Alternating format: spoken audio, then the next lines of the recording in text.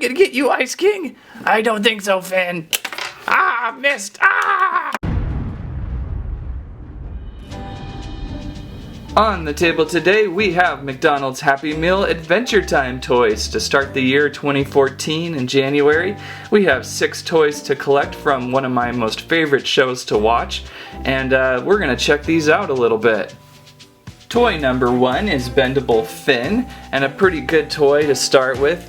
Very similar to how he looks like on the show with the long skinny arms and how they just kind of move around.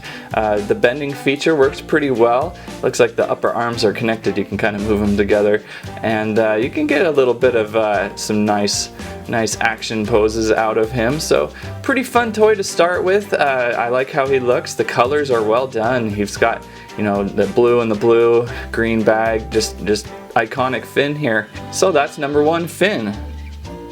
The number 2 toy is Bendable Jake, and this almost makes more sense than Bendable Thin, as Jake has bendable, stretchable powers on the show, and it just looks really well done. Nice sculpt. It looks just like he does on the show. Bendable legs, can get some pretty fun poses out of him, and just a nice looking toy to have for the Adventure Time toys. The number 3 toy is Freeze Blast Ice King.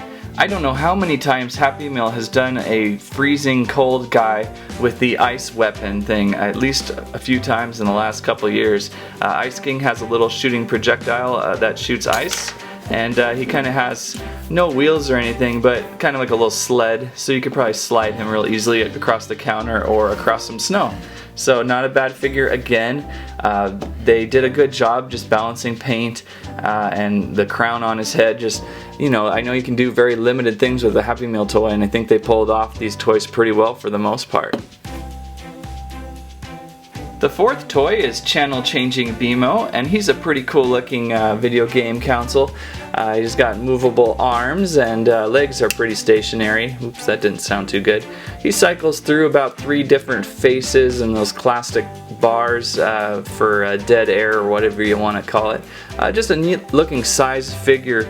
Usually Beemo is either way too big or way too small, so if you're looking for a nice standalone figure, there he is.